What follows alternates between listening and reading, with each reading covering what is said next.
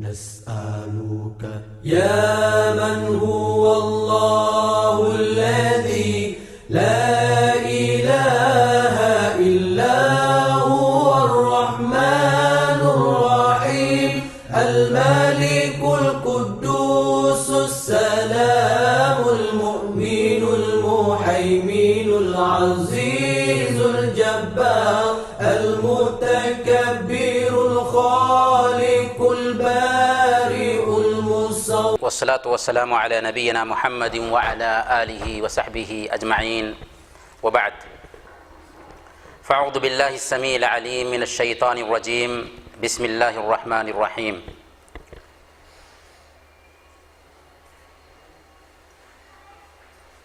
ولو يؤاخذ الله الناس بما كسبوا لعجل ما ترك على ظهرها من دابة. محترم دوستو، بھائیوں اور دینی و ملی بہنوں، اللہ رب العالمین جس نے ہم کو اور آپ کو پیدا فرمایا ہے،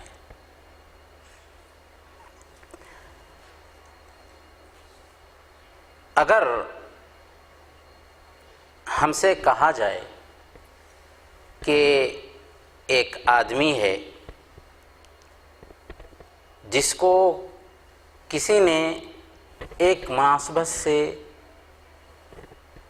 ایک خاص موقع پر اس کو بلا کر کے 1,00,000 روپے دیے تھے تاکہ وہ اپنی ضرورت پوری کر لے، تو آپ اس آدمی کے تعلق سے سمجھ سکتے ہیں کہ جس نے اس کو پیسے دیے تھے اس کے جذبات کیسے ہوں گے،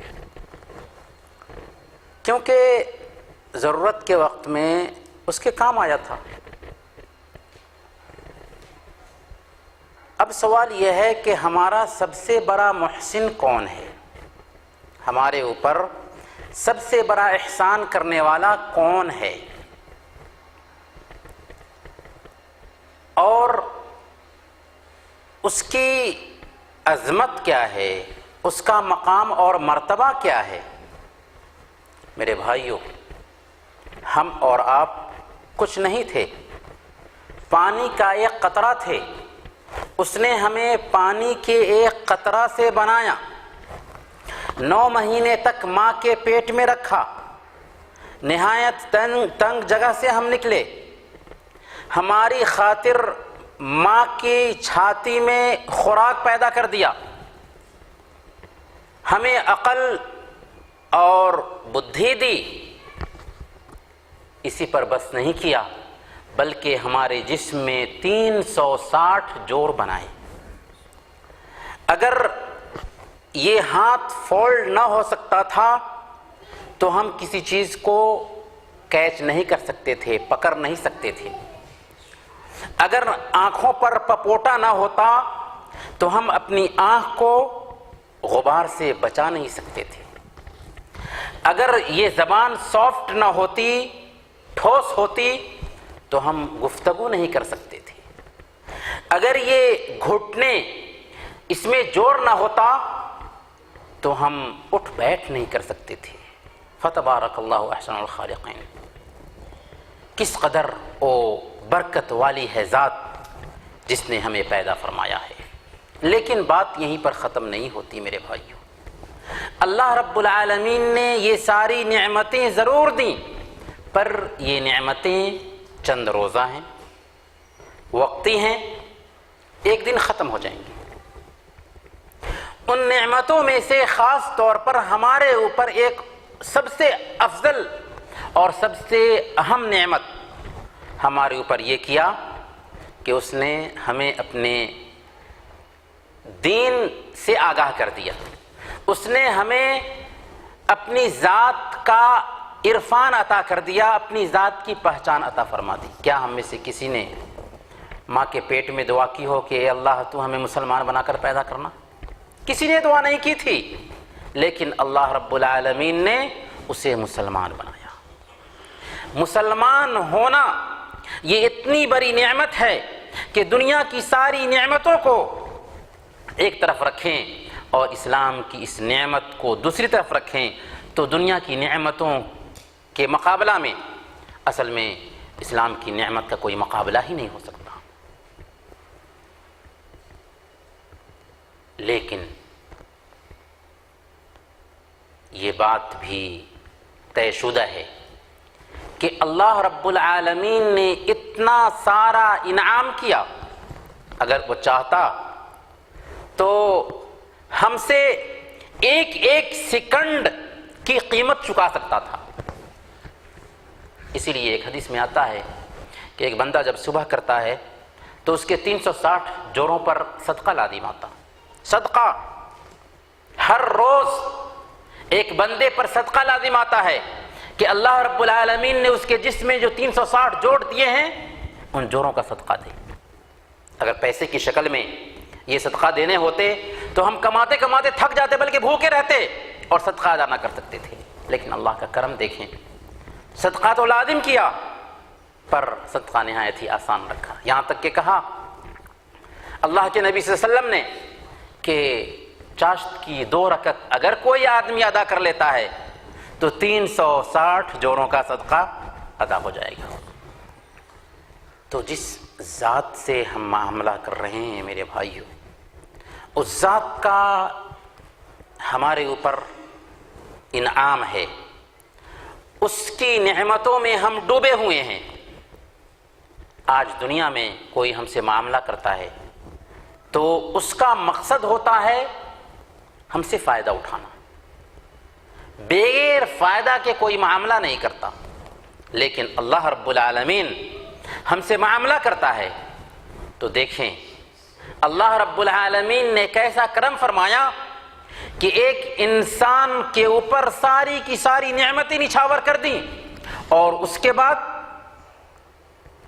اس کو فطری طور پر اس سے جو غلطیاں ہو سکتی تھیں، نیچرلی طور پر اس سے جو خامی سرزد ہو سکتی تھی، اس کے بارے میں توبہ کا دروازہ کھولا۔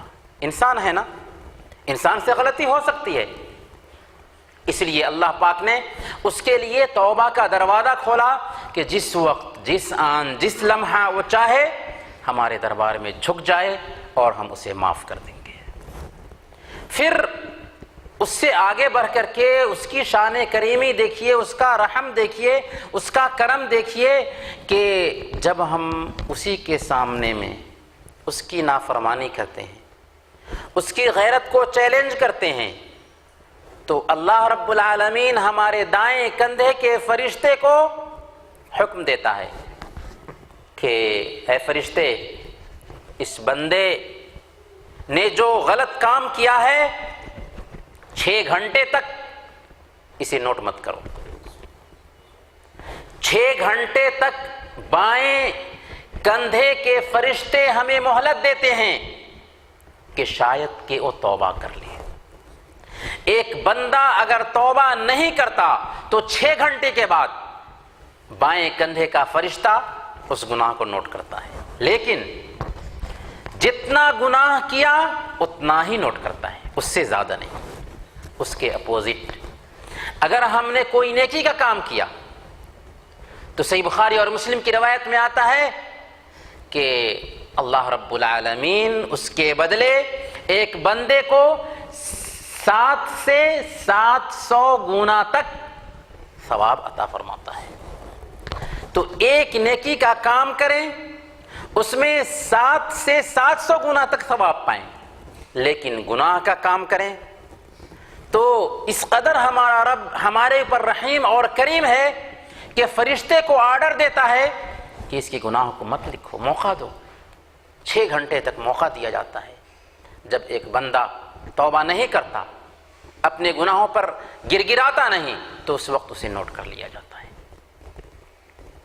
اس ذات کی شان کریمی دیکھیے کہ جو ہماری خاطر ہر دن رات کے تیسرے پہر میں سمائے دنیا پر اترتا ہے اور اعلان کرتا ہے، جیسا کہ صحیح بخاری اور مسلم کی روایت ہے، میں یدعونی فاستجیب لہ، کون ہے میرا بندہ جو مجھے پکارے کہ اس کی پکار کو سنوں، من یسألونی فاعطیہ، کون ہے میرا بندہ جو مجھ سے سوال کرے کہ اسے عطا فرماؤں؟ وَمَن يَسْتَغْفِرُنِي أَغْفِرْ لَهُ، کون ہے میرا بندہ جو اپنے گناہوں کی معافی چاہے اور میں اس کے گناہوں کو معاف فرما دوں؟ اس سے بڑھ کر اللہ کا کرم اور کیا ہوگا کہ ایسے وقت میں جب کہ لوگ سو رہے ہوتے ہیں، اللہ رب العالمین اپنی شان کے مطابق سمائے دنیا پر اترتا ہے۔ کس لیے اترتا ہے؟ صرف بندوں کو نوازنے کے لیے اترتا ہے۔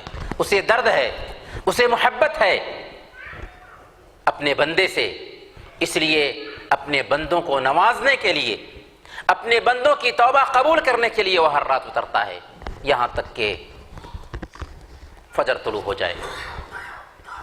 اس اللہ رب العالمین کا کرم دیکھیں کہ اس اللہ نے اسی کے سامنے میں اس کی حرمت کو ہم نے پامال کیا۔ اگر وہ چاہتا تو زمین کو حکم دیتا اور زمین ہمیں نگل جاتی، اگر وہ چاہتا تو آسمان کو حکم دیتا اور آسمان ہمیں اچک لیتا، لیکن اس نے ایسا نہیں کیا۔ کیوں؟ اس لیے کہ وہ کریم ہے، وہ معاف کرنے والا ہے، وہ ہمارے گناہوں پہ پردہ ڈالنے والا ہے۔ اس لیے اللہ رب العالمین نے بیان فرمایا وَلَوْ يُؤَاخِذُ اللَّهُ النَّاسَ بِمَا كَسَبُوا مَا تَرَكَ عَلَى ظَهْرِهَا مِن دَابَّةٍ، کہ اگر لوگوں کو ان کے گناہوں کی وجہ سے ان کی گرفت کرتا اللہ رب العالمین، لوگوں کے گناہوں کی وجہ سے اللہ رب العالمین اگر ان کا مواخذہ کرتا تو زمین پر جتنے بھی جاندار ہیں کسی کو اللہ نہیں چھوڑتا۔ ہم رات دن اس کی حرمات کو پامال کر رہے ہوتے ہیں، رات دن اس کی نافرمانی کر رہے ہوتے ہیں، اس کے باوجود اللہ رب العالمین اس پہ پردہ ڈال دے رہا ہے۔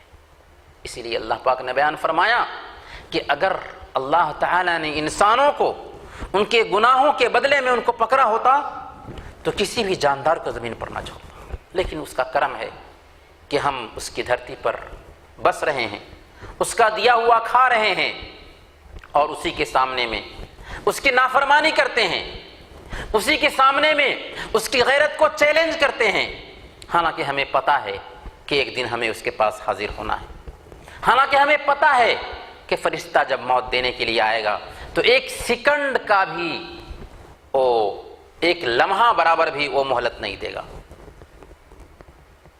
یہ سارا پتہ ہے، لیکن وہ کریم ہے۔ میرے بھائیوں، اس اللہ کا کرم دیکھیں کہ وہ اپنے بندوں کو پکارتا ہے پیار بھرے لہجے میں، قل یا عبادی الذین اسرفوا علی انفسہم لا تقنطوا من رحمت اللہ، اے ہمارے حبیب آپ فرما دیجئے کہ اے میرے بندو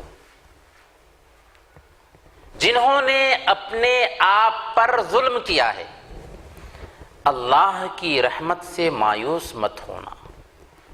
ظلم کیا ہے، گناہ کیا ہے، ہر طرح سے اپنے آپ پر زیادتی کی ہے، اس کے باوجود اللہ کی رحمت سے مایوس مت ہونا۔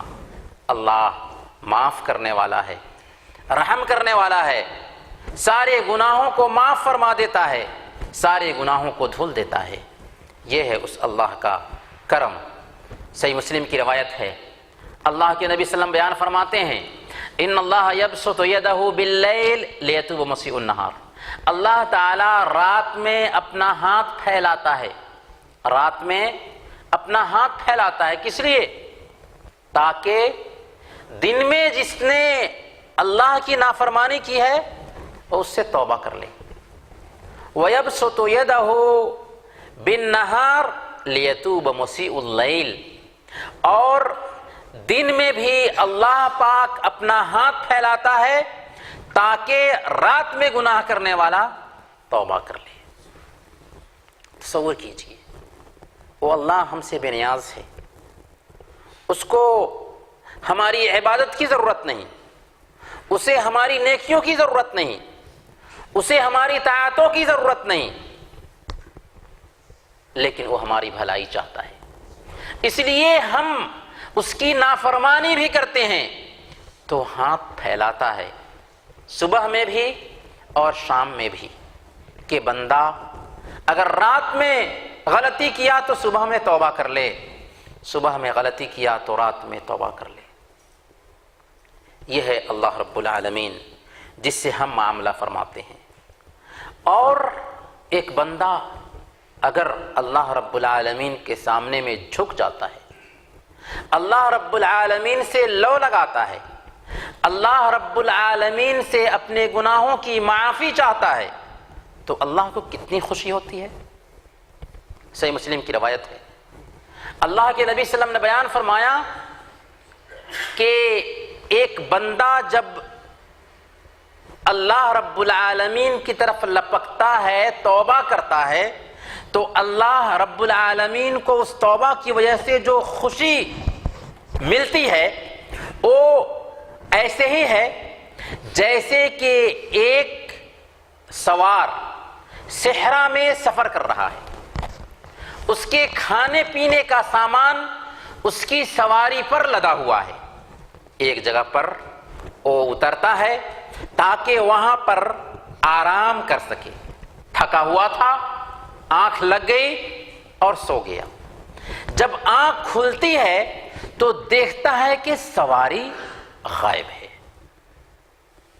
جس پر اس کے کھانے پینے کا سامان لدا ہوا تھا، اور وہاں سے نکلنے کا کوئی ذریعہ بھی نہیں ہے۔ اب وہ تھک ہار کر موت کے انتظار میں بیٹھتا ہے تو پھر اسے نیند آ جاتی ہے۔ جب وہ جگتا ہے، اس کی آنکھیں کھلتی ہیں تو اپنے سامنے میں اپنی سواری کو پاتا ہے، تو اس وقت وہ بول اٹھتا ہے، اے اللہ تو میرا بندہ ہے، میں تیرا رب ہوں۔ اللہ کے نبی صلی اللہ علیہ وسلم نے بیان فرمایا کہ وہ آپے سے باہر ہو جاتا ہے، جذبات کو کھو دیتا ہے اور یہ کہنے لگتا ہے کہ اے اللہ تو میرا بندہ ہے، میں تیرا رب ہوں۔ ایک انسان جب جذبات میں آتا ہے تو اس کو یہ بھی احساس نہیں ہوتا کہ وہ کیا بول رہا ہے۔ اللہ کے نبی صلی اللہ علیہ وسلم نے بیان فرمایا کہ اللہ تعالیٰ کو اپنے بندے کی توبہ سے اس سے کہیں زیادہ خوشی نصیب ہوتی ہے جس وقت اس بندے کو اپنی سواری کو دیکھ کر کے خوشی ملی تھی، یہاں تک کہ وہ الفاظ کی بھی صحیح ادائیگی نہیں کر سکتا کہ اے اللہ تو میرا بندہ ہے، میں تیرا رب ہوں۔ اسے کہنا چاہیے تھا کہ اللہ تو میرا رب ہے، میں تیرا بندہ ہوں، لیکن خوشی اس قدر میسر ہوئی کہ وہ الفاظ کو الٹ کر کے بولنا شروع کر دیتا ہے۔ اللہ کے نبی صلی اللہ علیہ وسلم بیان فرماتے ہیں کہ اس بندے سے بھی زیادہ اللہ رب العالمین کو خوشی نصیب ہوتی ہے اس وقت جب کہ اس کے پاس میں اسی کا بندہ توبہ اور استغفار کرتا ہے۔ اگر اللہ رب العالمین چاہتا تو ایک گناہ کے بدلے میں اس کی ہمیں سزا دے دیتا، لیکن اگر ہم ہزاروں بھی گناہ کریں اس کے باوجود اگر ہم اس کے دربار میں پلٹتے ہیں، اس سے لو لگاتے ہیں، ہاتھ اٹھا کر کے اس سے اپنے گناہوں کی معافی چاہتے ہیں، تو اس کا کرم دیکھیں کہ وہ ہزاروں معافی کے ساتھ میں ملتا ہے۔ چنانچہ صحیح بخاری اور مسلم کی روایت ہے، اللہ کے نبی صلی اللہ علیہ وسلم نے بیان فرمایا کہ پرانے زمانے میں ایک آدمی تھا جس نے 99 انسانوں کو قتل کیا تھا۔ اس نے ایک آدمی سے مسئلہ پوچھا کہ کیا میرے لیے توبہ ہے؟ تو وہ ایک پادری تھا جس نے کہا کہ تم 99 آدمی کو قتل کر چکے ہو، آخر تمہارے لیے توبہ کہاں سے ہوگی؟ اس نے اسے بھی قتل کر دیا، اب وہ 100 آدمی کا قاتل بن چکا تھا۔ پھر کسی سے پوچھا کہ مجھے اس زمین میں سب سے بڑے عالم کا پتہ بتاؤ، چنانچہ لوگوں نے اسے ایک عالم کا پتہ بتایا۔ عالم کے پاس میں گیا اور اس سے مسئلہ پوچھا کہ میں 100 آدمی کا قاتل ہوں، لیکن مجھے اپنے عمل پر ندامت ہے، افسوس ہے کیا میرے لیے توبہ ہے؟ اس نے کہا کہ آخر تمہاری توبہ اور اللہ کے بیچ میں کون حائل ہو سکتا ہے؟ البتہ تم جس بستی میں رہتے ہو اس بستی سے نکل جاؤ اور فلاں بستی میں چلے جاؤ کیونکہ وہاں کے لوگ نیک ہیں۔ وہ نکل گیا، اس بستی کا رخ کرتا ہے، راستے میں موت آ جاتی ہے۔ ہمیں پتہ ہے یہاں پر ہم گفتگو کر رہے ہیں، کیا ہم اپنی بات مکمل بھی کر پائیں گے؟ آپ یہاں بیٹھ کر کے ہماری بات سن رہے ہیں، پتہ نہیں کہ کیا آپ ہماری بات مکمل سن بھی سکیں گے۔ نیک ارادے سے نکلا تھا تاکہ اس بستی میں جا کر کے اللہ کی عبادت کرے، ایک بھی نیکی کا کام اس نے نہیں کیا تھا۔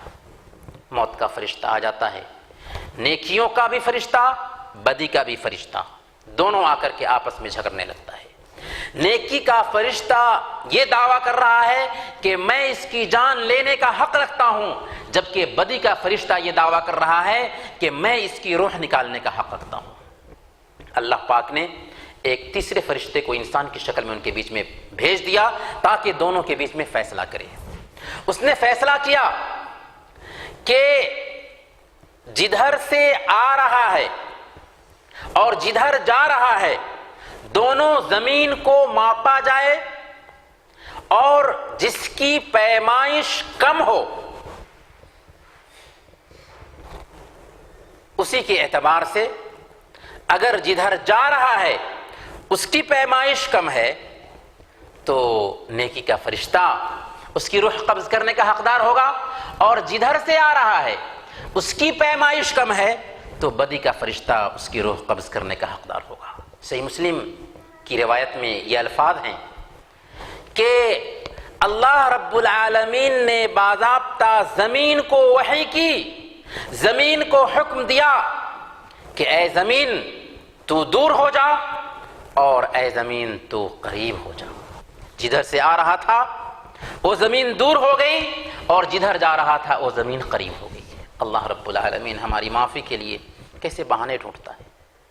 چنانچہ اللہ رب العالمین کے نیکی کے فرشتے نے اس کی روح کو قبض کیا، حالانکہ 100 آدمی کا قاتل تھا اور کوئی نیکی نہیں کیا تھا۔ کہنے کا مطلب یہ ہے کہ ہم اور آپ 24 گھنٹہ اللہ کی نافرمانی کرتے رہتے ہیں، 24 گھنٹہ ہم سے گناہ ہوتا رہتا ہے، لیکن اس کے باوجود ہمیں اپنے گناہ کا احساس نہیں ہو پاتا۔ حالانکہ اللہ والے ایسے ہوتے تھے کہ اگر ان سے کوئی غلطی ہوتی تھی تو غلطی کا اس قدر احساس ہوتا تھا کہ اس کی وجہ سے پریشان ہو جاتے تھے۔ اسی وجہ سے صحیح بخاری کی روایت ہے، حضرت عبداللہ بن مسعود رضی اللہ تعالیٰ عنہ بیان فرماتے ہیں، ان المؤمن لَيَرَى ذُنُوبَهُ كَأَنَّهُ قَاعِدٌ تَحْتَ جَبَلٍ يَخَافُ أَن يَقَعَ عَلَيْهِ۔ مومن اپنے گناہ کو ایسے سمجھتا ہے گویا کہ وہ کسی پہاڑ کے نیچے بیٹھا ہوا ہے اور ڈر ہے کہ ایسا نہ ہو کہ پہاڑ اس کے اوپر گر جائے۔ ایک گناہ ہوا، ایک غلطی ہوئی تو اس کا اسے اس قدر احساس ہوتا ہے گویا کہ وہ کسی پہاڑ کے نیچے میں بیٹھا ہوا ہو اور اسے ڈر ہے کہ وہ پہاڑ اس کے اوپر گر نہ جائے اور اس کی ہلاکت نہ ہو جائے۔ وَإِنَّ الْفَاسِقَ أَوِ الْفَاجِرَ لَيَرَى ذُنُوبَهُ كَذُبَابٍ مَرَّ عَلَى أَنفِهِ فَقَالَ بِهِ هَكَذَا۔ اور فاسق و فاجر، گناہگار، اللہ کی حرمات کو پامال کرنے والا انسان اپنے گناہ کو ایسے سمجھتا ہے گویا کہ ایک مکھی تھی جو اس کے ناک کے سامنے سے گزری اور اس نے یوں کر دیا، کوئی اہمیت نہیں اس کی نظر میں۔ اسی وجہ سے حضرت انس بن مالک رضی اللہ تعالیٰ عنہ صحیح بخاری کی روایت کے مطابق بیان فرماتے ہیں، انکم لتعملون اعمالا هي ادق في اعینکم من الشعر كنا نعدها في عهد رسول اللہ صلی اللہ علیہ وسلم من الموبقات۔ تم لوگ ایسے ایسے کام کرتے ہو، ایسے ایسے گناہ کے کام کرتے ہو کہ تمہاری نظر میں وہ بال کے برابر بھی اہمیت نہیں رکھتے، حالانکہ اسی گناہ کے کام کو اللہ کے نبی صلی اللہ علیہ وسلم کے زمانے میں ہم ہلاک کرنے والی، برباد کرنے والی چیزوں میں شمار کیا کرتے تھے۔ کون کہہ رہے ہیں؟ حضرت انس بن مالک رضی اللہ تعالیٰ عنہ کہہ رہے ہیں۔ کے زمانے کا حوالہ دے رہے ہیں، اللہ کے نبی صلی اللہ علیہ وسلم کے زمانے کا حوالہ دے رہے ہیں۔ کب کہہ رہے ہیں؟ صحابہ اور تابعین کے دور میں کہہ رہے ہیں کہ تم ایسے ایسے کام کرتے ہو کہ جن کو تم بال کے برابر بھی اہمیت نہیں دیتے، حالانکہ اسی غلط کام کو ہم اللہ کے نبی صلی اللہ علیہ وسلم کے زمانے میں ہلاک کرنے والے کاموں میں شمار کیا کرتے تھے۔ تبھی تو ماعز اسلمی سے غلطی ہو گئی تھی چھپ کر کے، کسی نے دیکھا نہیں تھا۔ اگر وہ توبہ کر لیتے، اللہ رب العالمین کے سامنے میں ہاتھ اٹھاتے اور اپنے گناہوں کی معافی مانگ لیتے تو اللہ کریم ہے، معاف کرنے والا ہے، معاف کر دیتا۔ لیکن ان کا ضمیر گوارا نہیں کرتا ہے، اللہ کے نبی صلی اللہ علیہ وسلم کی خدمت میں آتے ہیں اور کہتے ہیں کہ اللہ کے رسول پاک کر دیجیے۔ اللہ کے نبی صلی اللہ علیہ وسلم نے اس کے پیچھے میں آدمی لگایا کہ دیکھا جائے یہ پاگل تو نہیں ہے۔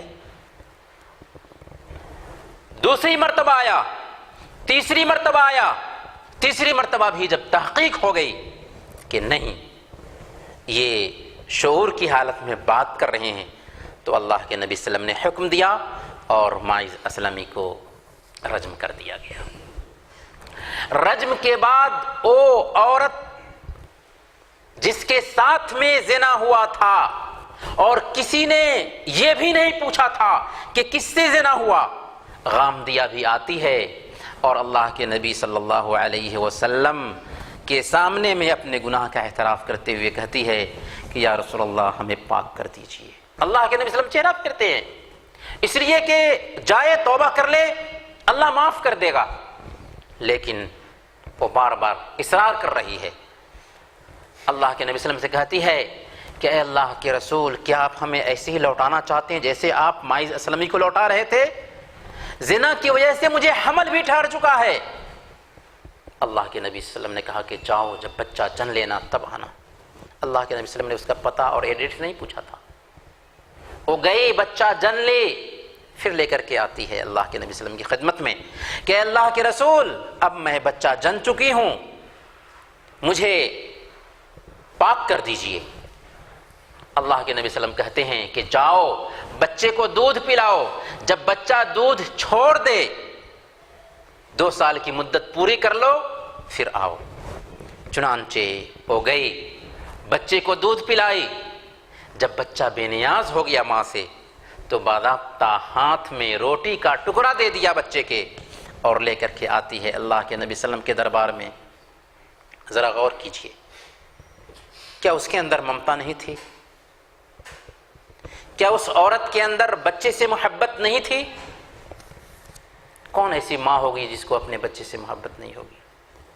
لیکن اللہ کا ڈر، اللہ کی گرفت کا احساس، اللہ کے ہاں جواب دہی کا خوف اس سے بڑھ کر تھا۔ چنانچہ اللہ کے نبی صلی اللہ علیہ وسلم کے پاس میں آ کر کے بچے کو روٹی کا ٹکڑا دے رکھی ہے اور کہتی ہے کہ اب مجھے پاک کر دیجیے۔ چنانچہ اللہ کے نبی صلی اللہ علیہ وسلم نے حکم دیا اور انہیں سنسار کر دیا گیا۔ یہ کیا تھا؟ اسی کتاب کے ماننے والے بھی وہ لوگ بھی تھے، اسی دین پہ عمل کرنے والے وہ لوگ بھی تھے، اسی نبی کی تابعداری کرنے والے وہ لوگ بھی تھے، لیکن یہ احساس کیسے پیدا ہوا ان کے اندر؟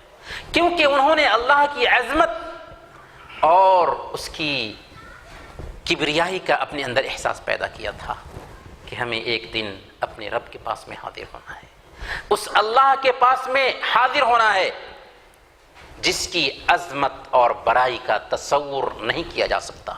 وَلَوْ أَنَّ مَا فِي الْأَرْضِ مِنْ شَجَرَةٍ أَقْلَامٌ وَالْبَحْرُ يَمُدُّهُ مِنْ بَعْدِهِ 7 أَبْحُرٍ مَا نَفِدَتْ كَلِمَاتُ اللَّهِ۔ جس اللہ سے ہم معاملہ کرتے ہیں، اللہ پاک نے اپنی ذات کے بارے میں خود کہا کہ اگر زمین کے سارے درختوں کا قلم بنا دیا جائے اور زمین کے سارے سمندروں کی سیاہی بنا دی جائے اور 7 سمندر اور ہوں اور اللہ کی عظمت کو لکھنا شروع کیا جائے، اللہ کی کبریائی کو لکھنا شروع کر دیا جائے، تو قلم گھس جائے، سمندر کی روشنائی ختم ہو جائے، لیکن اللہ رب العالمین کی عظمت، اس کی کبریائی اور اس کی بڑائی ختم نہ ہو۔ اس اللہ سے ہم معاملہ کرنے والے ہیں میرے بھائی، لیکن اس کا کرم دیکھیں، اس کا احسان دیکھیں کہ کیسے وہ ہم سے معاملہ کرنا چاہتا ہے۔ حقیقت میں اگر ہم اللہ رب العالمین کے سامنے میں جھکتے ہیں، اللہ رب العالمین سے اپنے گناہوں کی معافی مانگتے ہیں، تو اللہ رب العالمین چاہے ہم نے زندگی بھر اللہ کی حرمات کو پامال کیوں نہ کیا، لیکن وہ لپک کر کے وہ ہمارے گناہوں کو معاف فرماتا ہے۔ لیکن یاد رکھیں، گناہ کر رہے ہیں اور توبہ بھی کر رہے ہیں، گناہ کرتے جا رہے ہیں، توبہ بھی کر رہے ہیں، تو یہ توبہ نہیں ہے۔ اگر گناہ غلطی سے ہو جائے، اگر گناہ جذبات پہ کنٹرول نہ رہنے کی وجہ سے ہو جائے تو ہزاروں مرتبہ گناہ ہو، ہزاروں مرتبہ توبہ کریں، لیکن کوئی بندہ اس لیے گناہ کرتا ہے کہ گناہ کرنے کے بعد فوراً توبہ کر لے گا، تو یاد رکھیں اللہ رب العالمین سخت گرفت کرنے والا ہے۔ اسی لیے توبہ کی کچھ شرطیں ہیں۔ اگر ہم اللہ کے سامنے میں جھکتے ہیں تو اس کی کچھ شرطیں بھی ہیں جنہیں پورا کرنا ایک بندے مومن کے لیے ضروری ہے۔ کیا شرطیں ہیں وہ؟ سب سے پہلے نمبر پر ہمارے اندر اخلاص ہو۔ کیا مطلب؟ ہم توبہ کریں تو صرف اور صرف اللہ کے لیے توبہ کریں۔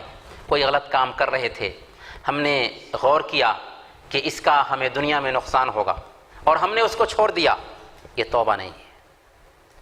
کسی بری لت میں پھنسے ہوئے تھے، صحت کو بحال کرنے کے لیے اس کو چھوڑ دیا، یہ توبہ نہیں ہے۔ اللہ کے ڈر سے اس کی نگرانی کا احساس پیدا کر کے ایک بندہ اگر اللہ کے سامنے میں جھکتا ہے اور اس سے اپنے گناہوں کی معافی مانگتا ہے تو حقیقت میں یہ ہے اخلاص۔ دوسرے نمبر پر جو گناہ ہم کر رہے تھے، 5 وقت کی نمازوں کی ادائیگی میں کوتاہی، کیا یہ گناہ نہیں؟ سودی کاروبار، کیا یہ گناہ نہیں؟ بلکہ اس سے بڑھ کر قبروں پر سجدے کرنے، مردوں کو نفع و نقصان کا مالک سمجھنا، انسانوں سے مانگنا، کیا یہ گناہ نہیں؟ بلکہ سب سے بڑا گناہ ہے، ایسا جرم ہے کہ اللہ اسے معاف بھی نہیں کر سکتا۔ تو شرک کرنا جرم ہے، سب سے بڑا گناہ ہے۔ نماز روزے کی پابندی نہ کرنی بہت بڑا گناہ ہے۔ سودی کاروبار کرنا گناہ ہے، حرام کمائی گناہ ہے، رشوت لینا گناہ ہے۔ گناہ کی لمبی فہرست ہم تیار کر سکتے ہیں۔ اگر ہم دیکھیں تو چلتے پھرتے، اٹھتے بیٹھتے، سوتے جاگتے ہم سے گناہ ہوتا ہے۔ اگر ہمیں اللہ کے ہاں پہنچنے کا احساس ہے تو ہمیں دوسرے نمبر پر اس گناہ کو ترک کرنا ہوگا، اس گناہ کو چھوڑنا ہوگا جس کا ہم ارتکاب کر رہے تھے۔ تیسرے نمبر پر ہمیں ندامت ہو، شرمندگی ہو کہ اے اللہ، میں نے تیرے ہی سامنے تیری حرمات کو پامال کیا، حالانکہ میرے لیے ایسا مناسب نہیں تھا۔ شرمندہ ہوں کہ آئندہ ایسا نہ ہوگا۔ اور پھر چوتھے نمبر پر یہ پختہ عزم کر لیا جائے کہ جو گناہ ہو گیا سو ہو گیا، اب اس کے بعد ہم گناہ نہیں کر سکتے، تو گناہ کو چھوڑ دیا جائے اور پختہ عزم ہو کہ اس کے بعد پھر گناہ نہیں کریں گے، اور اس پر شرمندگی ہو، پشیمانی ہو کہ ہم نے اللہ کی حرمات کو پامال کیا، اور اگر بندوں کے حقوق کو ہم نے پامال کیا ہے، کسی کی غیبت کی ہے، کسی کا حق مار لیا ہے، کسی پر الزام لگایا ہے، کسی بندے کے ساتھ میں حق تلفی کی ہے، یہاں تک کہ 1 دینار بھی کسی کا دبا لیا ہے، تو اس وقت تک اللہ رب العالمین ہمیں معاف نہیں کر سکتا جب تک کہ ہم وہ 1 دینار اس کے حوالے نہ کر دیں۔ صحیح مسلم کی روایت ہے، اللہ کے نبی صلی اللہ علیہ وسلم نے بیان فرمایا، ایک دن صحابہ کرام سے کہا تھا کہ جانتے ہو مفلس کسے کہتے ہیں؟ لوگوں نے کہا کہ مفلس تو ہمارے بیچ میں وہ ہوتا ہے جس کے پاس درہم و دینار نہ ہو۔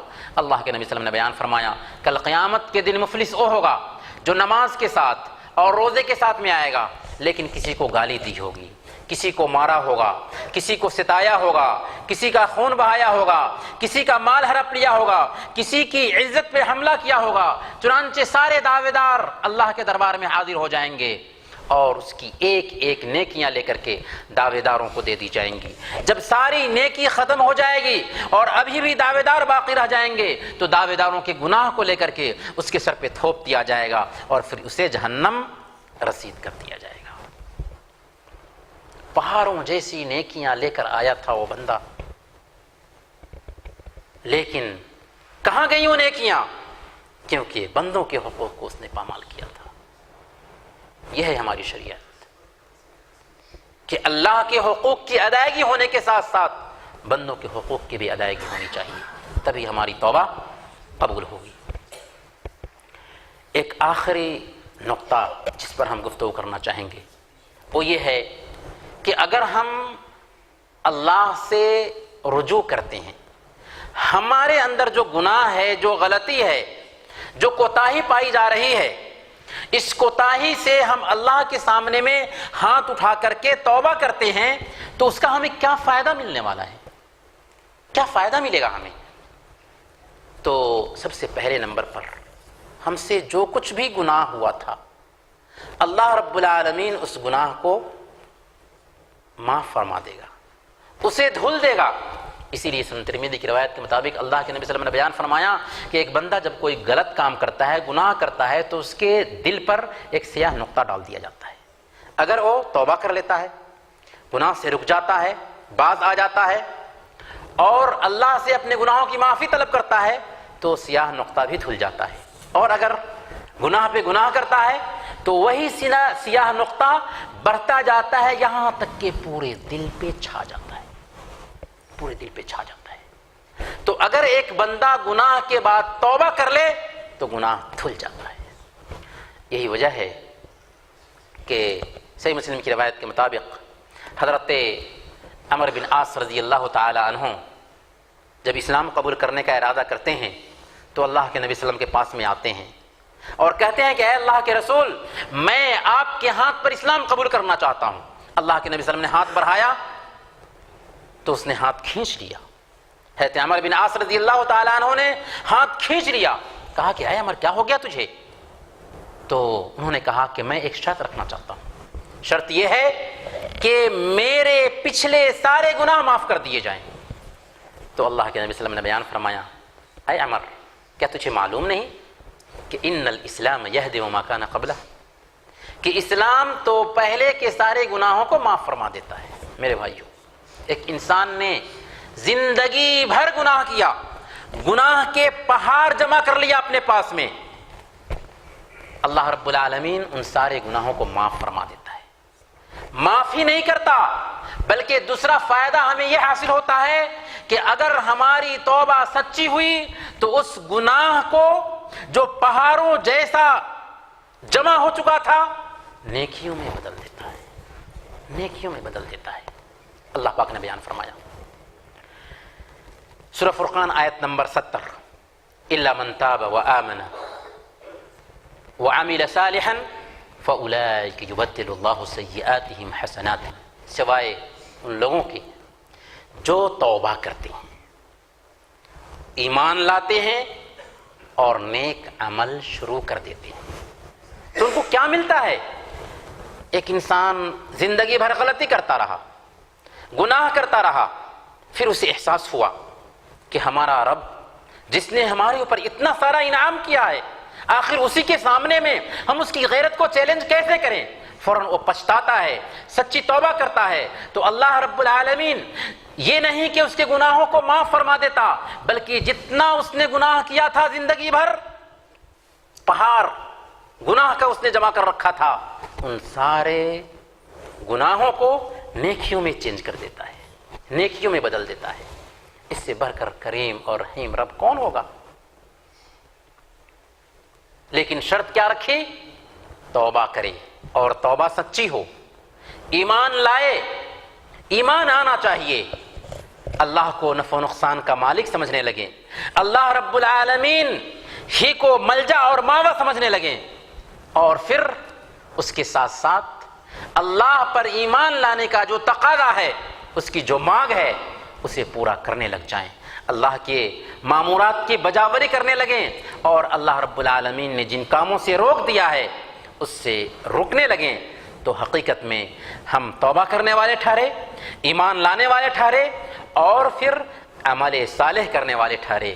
ایسی حالت میں اللہ کے نبی اللہ رب العالمین کی یہ بشارت ہمیں ملتی ہے کہ اللہ پاک ہمارے سارے گناہوں کو نیکیوں میں بدل دیتا ہے۔ بات یہیں پر ختم نہیں ہوتی میرے بھائیوں، بلکہ دنیا میں ایک انسان زندہ رہ کر کے خوشحالی چاہتا ہے، مال و اولاد میں برکت اور ترقی چاہتا ہے، توبہ اور استغفار کی وجہ سے۔ استغفر اللہ استغفر اللہ استغفر اللہ۔ توبہ اور استغفار کی وجہ سے اللہ رب العالمین اسے خوشحالی عطا فرماتا ہے، مال میں اور اولاد میں۔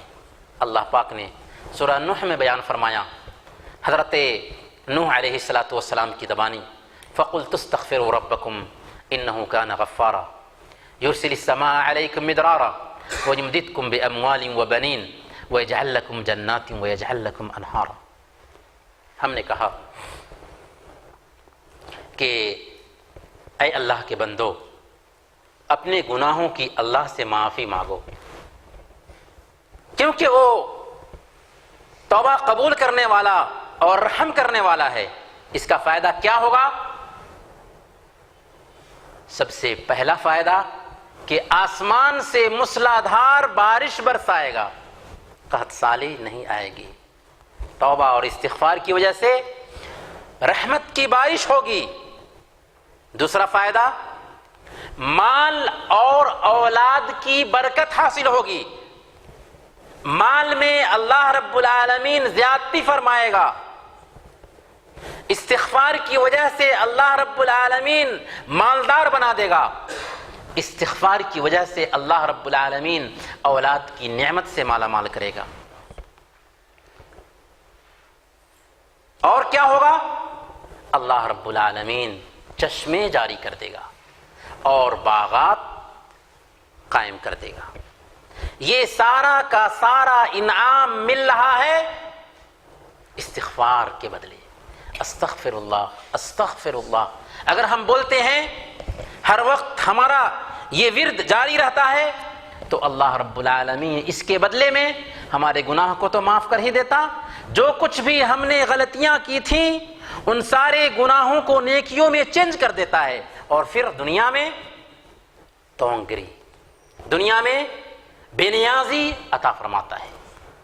اور پھر اگر اولاد کی نعمت سے محروم ہیں تو اللہ رب العالمین اولاد کی نعمت سے بھی مالا مال کرتا ہے۔ یہ اس کا کرم ہے، یہ اس کا احسان ہے۔ اس لیے ہمیں اور آپ کو اپنے دامن میں جھانک کر کے اپنا جائزہ لینا چاہیے، خود سے پوچھنا چاہیے کہ ہم کہاں ہیں، کیا کر رہے ہیں، اور ہمیں کیا کرنا چاہیے تھا۔ جس اللہ کی نعمتوں میں ہم پل رہے ہیں، اگر وہ چاہتا تو دو آنکھ سے محروم کر دیتا، اگر وہ چاہتا تو زمین کو حکم دیتا اور زمین نگل لیتی، اگر وہ چاہتا تو ہمارے اوپر آفت بھیج دیتا، لیکن اس نے ایسا نہیں کیا۔ ہمارے گناہوں پہ پردہ ڈالتا جا رہا ہے، یہاں تک کہ کل قیامت کے دن بھی وہ ہمیں اپنے گناہوں کا احساس دلائے گا، جو کچھ ہم نے کیا تھا، اور پھر کہے گا کہ میرے بندے، میں نے دنیا میں تمہارے گناہوں پر پردہ ڈالا تھا، آج بھی پردہ ڈالتا ہوں اور تمہارے گناہوں کو معاف فرماتا ہوں۔ لیکن کب؟ جب کہ ہم اس سے رجوع کریں۔ اسی لیے ابراہیم بن ادہم ایک بہت بڑے اللہ والے گزرے ہیں، ان کے پاس میں ایک شخص آیا اور کہا کہ میں اپنے آپ پہ ظلم کرنے والا ہوں، مجھ سے غلطیاں ہوتی رہتی ہیں، ذرا کچھ نصیحت کیجئے، کچھ اچھی باتیں بتائیے کہ ان باتوں کو سن کر کے ہمارے اندر تبدیلی آ سکے۔ نیک طبیعتیں جو ہوتی ہیں نا، ایسا نہیں کہ ان سے گناہ نہیں ہوتا، گناہ ہو جاتا ہے، انسان ہے نا، گناہ ہو جاتا ہے، لیکن گناہ ہونے کے بعد فوراً اسے احساس ہوتا ہے، فوراً وہ لپکتا ہے، فوراً اسے احساس ہوتا ہے اور وہ اللہ کے دربار میں جھک جاتا ہے۔ تو وہ آیا ابراہیم بن ادہم رحمۃ اللہ علیہ کے پاس میں، اور اس نے کہا کہ میں اپنے آپ پر ظلم کرنے والا ہوں، کچھ نصیحت کیجئے، وصیت کیجئے، کچھ باتیں بتائیے کہ ہمارے لیے اس میں مہمیز حاصل ہو۔ تو ابراہیم بن ادہم رحمۃ اللہ علیہ نے کہا کہ دیکھو، گناہ کرو، اس کی آزادی ہے، پر 5 کام کر لو۔ اگر 5 کام کر لیتے ہو اور گناہ کرتے ہو تو گناہ تمہیں کوئی نقصان نہیں پہنچا سکتا۔ 5 کام، اگر یہ 5 کام کرتے ہوئے گناہ کرو تو پھر گناہ کا تمہاری زندگی پر کوئی اثر نہیں ہوگا۔ اس نے کہا کہ بتا دیجئے، آخر وہ کون سا 5 کام ہے کہ اسے کر لیں گے تو گناہ کا کوئی اثر نہیں ہوگا؟ تو ابراہیم بن ادہم نے کہا، پہلے نمبر پر اگر تم گناہ کرنے کا ارادہ کرو تو اللہ کی دی ہوئی روزی مت کھاؤ، اللہ کی دی ہوئی روزی مت کھاؤ۔ اس نے کہا کہ پھر کہاں سے روزی کھاؤں گا؟ ساری روزی تو اسی کی دی ہوئی ہے، سارا رزق تو اسی کا پیدا کیا ہوا ہے۔ تو ابراہیم بن ادہم نے کہا کہ تم اللہ ہی کا دیا ہوا کھاؤ اور اسی کی نافرمانی کرو، کیا یہ تیرے لیے مناسب ہے؟ اس نے کہا کہ دوسرا نقطہ بتائیے۔ کہا کہ اگر تم اللہ کی نافرمانی کرنا چاہتے ہی ہو تو اللہ کی دھرتی پر اس کی نافرمانی مت کرو۔ اس نے کہا کہ ساری دھرتی تو اللہ کی ہے، تو آخر ہم کہاں جائیں گے نافرمانی کرنے کے لیے؟ تو ابراہیم بن ادہم نے سمجھایا کہ اسی کا کھاؤ اور اسی کی دھرتی پر اس کی غیرت کو چیلنج کرو۔ اس نے کہا کہ تیسری وصیت بتائیے، تیسری خصوصیت بتائیے۔ تو اس نے کہا، ابراہیم بن ادہم نے کہا کہ دیکھو، اللہ کی اگر نافرمانی کرنا چاہتے ہو تو ایسی جگہ چلے جاؤ جہاں وہ تجھے دیکھ نہ رہا ہو۔ اس نے کہا کہ ایسا کیسے ہوگا؟ ہر جگہ اللہ ہمیں دیکھ رہا ہے۔ تو ابراہیم بن ادہم نے اسے احساس دلایا کہ تم اسی کا کھا رہے ہو، اسی کی زمین پر اس کی نافرمانی کرتے ہو، اور اسی کے سامنے میں تجھے جرأت پیدا ہو رہی ہے کہ اس کی نافرمانی کر سکو۔ اس نے کہا کہ 5واں نقطہ بتائیے، 4تھا نقطہ بتائیے۔ تو ابراہیم بن ادہم نے کہا کہ جب موت کا فرشتہ تیری روح قبض کرنے کے لیے آئے تو اس سے کہہ دینا کہ ذرا انتظار کرو، میں توبہ کر لیتا ہوں، نیک عمل کا توشہ جمع کر لیتا ہوں، اس کے بعد میری روح قبض کرنا۔ تو اس نے کہا کہ ایسا تو میری سنے گا نہیں۔ تو ابراہیم بن ادہم نے کہا کہ جس کی روزی کھاؤ، جس کی زمین پر گناہ کرو، جس کے سامنے میں اس کی غیرت کو چیلنج کرو، اور پھر اتنا بھی احساس نہیں کہ ایک دن تمہیں موت آنے والی ہے اور فرشتے تمہاری روح قبض کرنے والے ہیں جہاں پر 1 سیکنڈ کا بھی موقع نہیں ملنے والا ہے۔ اس نے کہا کہ آخری وصیت بتائیے۔ ابراہیم بن ادہم رحمۃ اللہ علیہ نے کہا کہ جب فرشتے تمہیں پکڑ کر کے جہنم میں ڈالنے کے لیے لے کر جائیں تو اس وقت انکار کر دینا، کہہ دینا کہ میں نہیں جا سکتا تمہارے ساتھ۔ تو اس نے کہا کہ آخر میرے اندر ایسی طاقت کہاں کہ فرشتوں کو ہم جھنجھوڑ سکیں۔ نیکیوں سے ہمیں دور رکھے، اس لیے ہمیں عہد کرنا چاہیے کہ شیطان کے پھندے سے ہم اپنے آپ کو دور رکھیں گے، کیونکہ شیطان کی بات مانی تو ہمیں وہ اللہ کی یاد سے دور رکھے گا، اور جب ہم اللہ کی یاد سے دور رہیں گے تو شیطان ہمارے اوپر قبضہ جما لے گا۔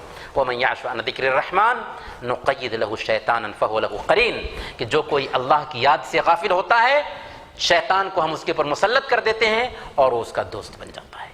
تو پہلا دشمن یہ شیطان ہے جس سے چھٹکارا پانا ہے۔ دوسرا دشمن دنیا کی بے جا محبت، دنیا کمانے سے سے اسلام نہیں روکتا بلکہ کمانے کی حوصلہ افزائی فرماتا ہے، اور اس بات کی تاکید کرتا ہے کہ ایک بندہ محنت اور مشقت کر کے، پسینہ گرا کر کے روزی کمائے، لیکن حلال ذریعے سے، اور دنیا کمانے کے ساتھ ساتھ اپنی آخرت کو بھی بنائے رکھے۔ اگر کوئی انسان دنیا میں اس قدر الجھ جاتا ہے کہ آخرت کو بھول جاتا ہے تو حقیقت میں وہ دراصل اپنی عاقبت کو خراب کر رہا ہے۔ یہ دنیا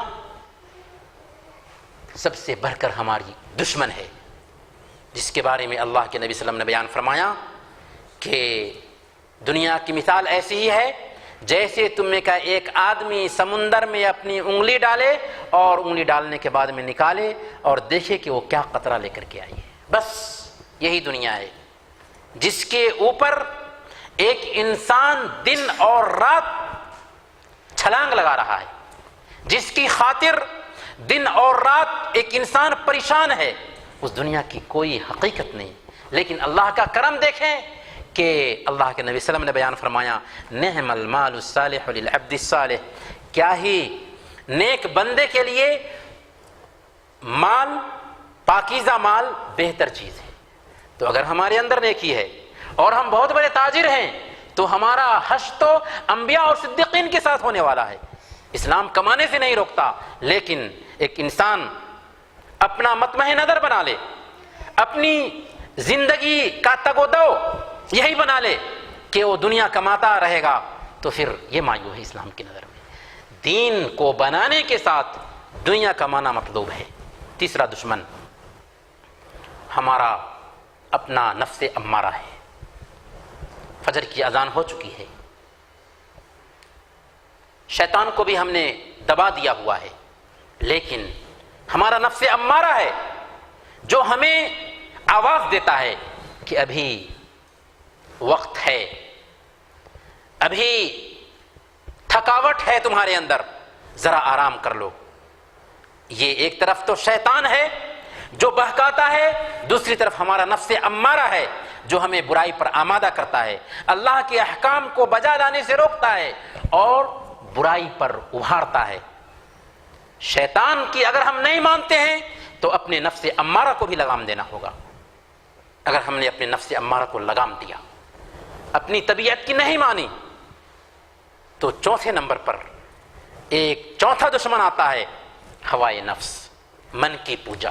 کچھ لوگ من کے پجاری ہوتے ہیں، دل جو کیا ویسے ہی کریں گے، یہ ہماری عادت ہے، یہ نہیں چھوٹ سکتی، یہ ہمارا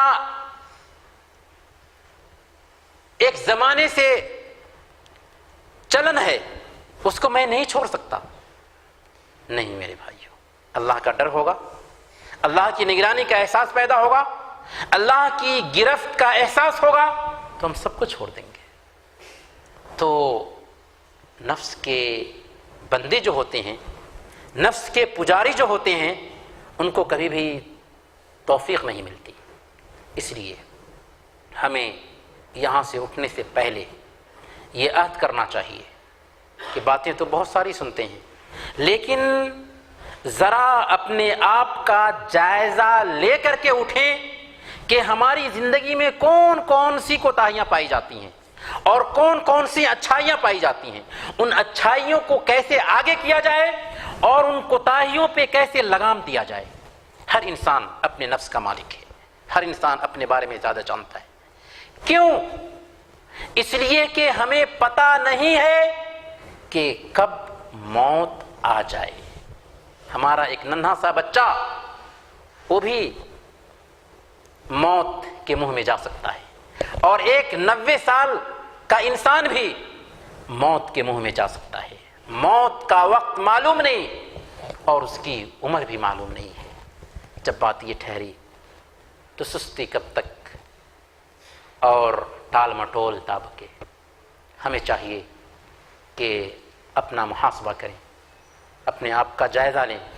اگر کوتاہی ہے تو اللہ رب العالمین سے توبہ کریں، اگر عملوں میں کچھ کمی پائی جا رہی ہے تو اس کے لیے ہمت باندھیں، اس لیے کہ جو بندہ ہمت کرتا ہے، عزم کرتا ہے، حوصلہ سے اللہ رب العالمین کی فرمانبرداری کے لیے اپنے آپ کو تیار کرتا ہے، حقیقت میں اللہ توفیق دیتا ہے اسے۔ اور جو انسان اللہ کے بھروسے جیتا ہے، اللہ رحیم ہے، اللہ کریم ہے، اسے کبھی توفیق نہیں ملتی توبہ کرنے کی۔ اس لیے اللہ تعالیٰ سے دعا کرنی چاہیے کہ اللہ تعالیٰ ہم سب کو اور ہم تمام ساتھیوں کو توبہ کی توفیق عطا فرمائے۔ ہمارے جن بھائیوں اور بہنوں سے کس طرح کا گناہ ہو رہا ہے، اللہ رب العالمین تو ان گناہوں کو معاف فرما دے۔ ہم اگر کسی طرح کی مصیبت سے دوچار ہیں تو الہ العالمین تو اس مصیبت سے ہمیں نجات عطا فرما۔ ہمارے دل میں اگر کسی طرح سے درار ہے، اختلاف ہے، تو اے اللہ تو اس اختلاف کو پاٹ دے۔ الہ العالمین جو بھائی یا بہن بیمار ہیں، اگرچہ بیماری مایوس کن کیوں نہ ہو، الہ العالمین تو انہیں شفاء عاجلہ کاملہ نصیب فرما۔ جو لوگ اس دنیا میں باحیات ہیں انہیں نیکیوں کی توفیق عطا فرما، اور جو لوگ اس دنیا سے جا چکے ہیں ان کی قبروں کو نور سے بھر دے، انہیں جنت الفردوس میں جگہ نصیب فرما، اور آخرت میں ان کا بہتر حشر فرما۔ آمین۔ وصلی اللہ علی نبینا محمد وعلی آلہ وصحبہ اجمعین۔